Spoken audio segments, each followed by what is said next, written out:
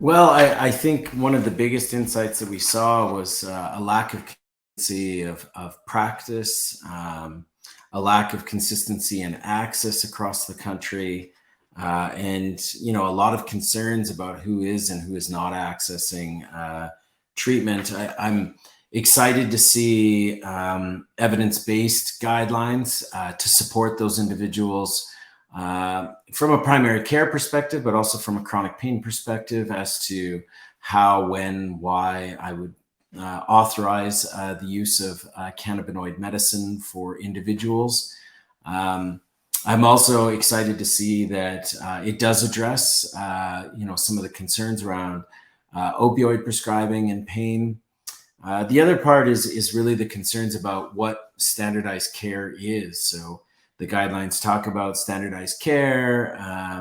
If standardized care isn't working, maybe look at cannabis. Well, what does that even mean? I know there's going to be attempts to try to, maybe define what that would look like, even maybe another paper to look at it. The other part that I think was really important is just the collaboration of what was brought together today. And there's always fear when we bring people together that we end up soundboarding and creating a single narrative.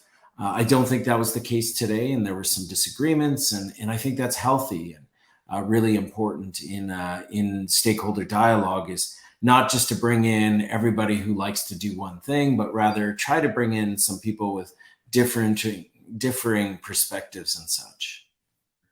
I couldn't agree more with everyone on the fact that we do need a team approach that includes pharmacy. At the same time, it would really break all conventional aspects of how medicine is done to suddenly give a drug identification number to something that hasn't followed the same processes of all other medications.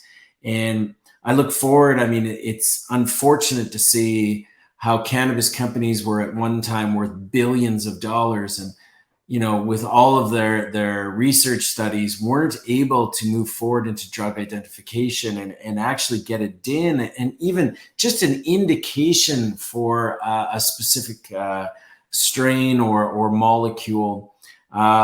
Really disappointing and quite a failure of these companies in order to do so.